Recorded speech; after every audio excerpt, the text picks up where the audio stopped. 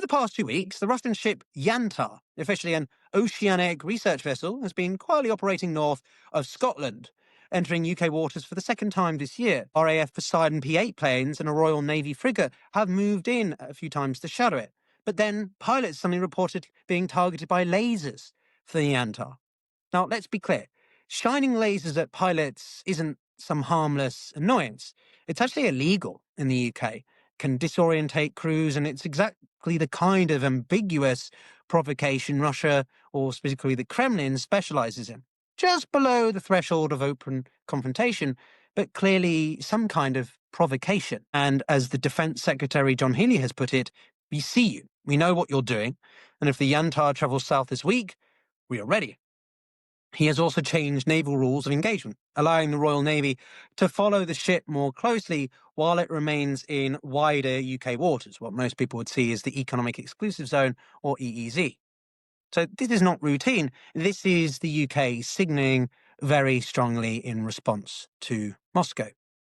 Now, Russia says that the Yantar is a harmless scientific vessel conducting scientific research around the Arctic sphere and such.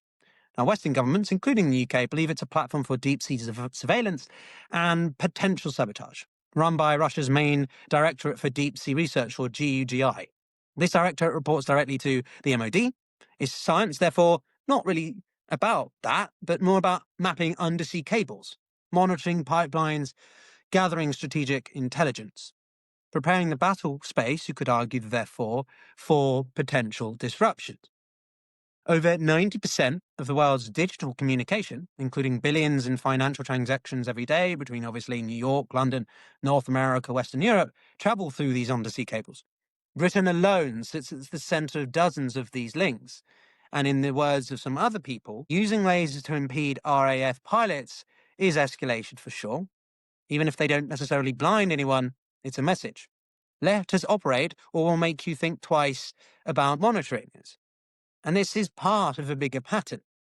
You see, the UK sits at a strategical choke point known as the GUIK, or the relationship between Iceland, Greenland, and the UK.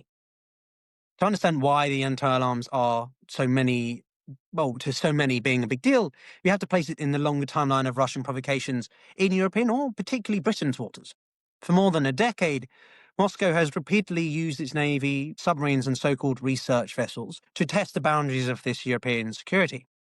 Notable episodes include between 2014 and 2017. Russian submarines suspected of operating near Sweden's coast prompted one of Europe's largest anti-submarine hunts since the Cold War. Just in 2015, NATO reported a surge in Russian submarine activity in the North Atlantic, levels not seen since the height of the Soviet era, the late 70s, 80s. And then, specifically in 2017, a series of mysterious undersea cable disruptions between Norway and Svalbard, widely suspected, though never openly confirmed, to be linked to Russian operations.